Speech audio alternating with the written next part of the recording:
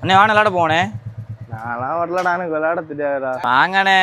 ஏய் எனக்குலாம் விளையாட தெரியாதுடா, நீங்க போய் விளையாடுங்கடா. விளையாட தெரியும் நினைக்கிறீங்களாண்ணே? வாங்கண்ணே போவோம் சும்மா ஜாலியா.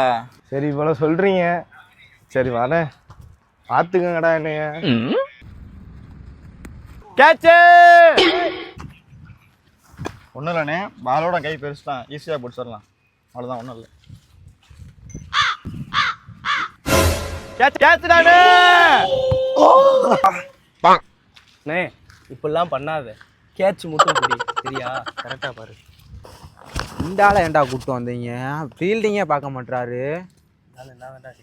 டேய் அவங்க ரன் அதிகமாக அடிச்சிட்டாங்க, இதுக்கு மேலாம் ஒன்றும் பண்ண முடியாது. இந்த ஆளை போட விடுவோம், அடிச்சா நம்ம பிடிச்சிக்கலாம், ஃபீல்டிங் நம்ம பார்த்துக்கலாம். தானே ஓவர் போடணேன்.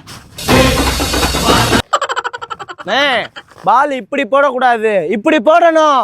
கரெக்டா போடணு. வராம்பாரு, அடி அடி அடி அடி அடி அடி அடி. எனக்கு எதுக்கு பாலு? பால அடினா இங்க இப்படி அடிக்கணும். அவ்வளவு குண்டா இருக்கா, அவன் ஓடி வர, உனக்கு அடிக்க தெரியாதா?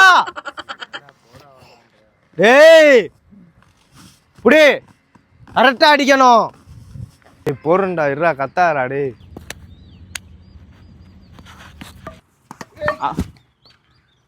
ரெண்டு பேரும் அவுட் ஆயிட்டீங்க, நீ அந்த ஆள் மட்டும் தான்டா இருக்கான். சரி ஒன்றும் இல்லை விடு, நான் பேசுகிறேன் அந்த ஆள்கிட்ட.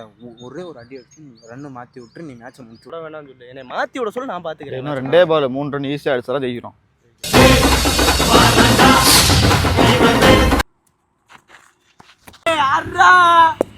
இருடா அடிக்கிறேன்டா, கத்தாரா இருடா.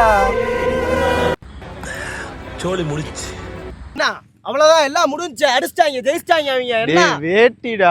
வேட்டியா? எனக்கு அவங்களுக்கு போட்டிடா. நான் தான் விளையாட தெரியாது, நான் வரலடா, என்னை பார்த்து போங்கடா. போட்டி எனக்கு